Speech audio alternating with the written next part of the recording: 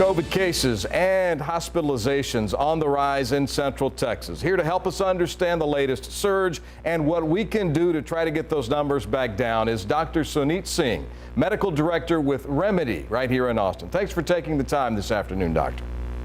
Yeah, thanks for having me, sir. Really appreciate it. Well, let's start with this. The surge seems to be gaining momentum by the day. What's causing things to escalate so quickly this time around with both infections and hospitalizations? No, it's $1 million question, right? I think it's hard not to acknowledge the fact that we're hearing a lot about this Delta variant.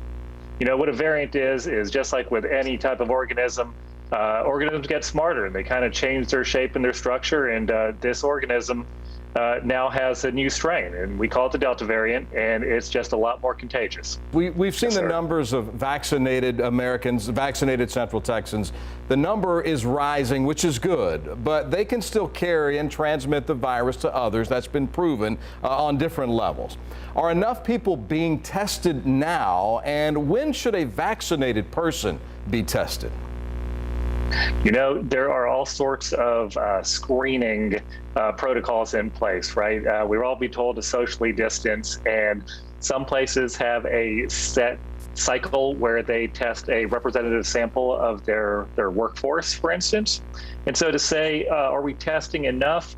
Well, that's a hard question because it also is resource dependent. But I will say, if you do come down with symptoms of a respiratory infection, whether it's cough, cold, runny nose, or fevers, chills, sweats, I think that's a valid time to get tested, even if you think it's just allergies. Because this disease is so virulent, so contagious, it's in our best interest to get checked. And if you're around somebody who has been diagnosed with COVID, give yourself 3 to 5 days and then go out there and get a test. And that's going to give us the best opportunity to try to quarantine people effectively and contain this disease once again.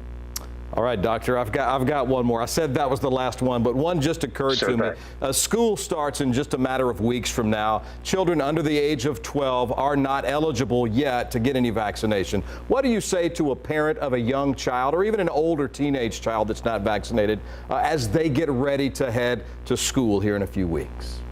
Yeah, that's a great question, right? Well, if you do have the opportunity to become vaccinated, and as you said, the age of 12 and up at this point, I do heavily encourage that you vaccinate your child.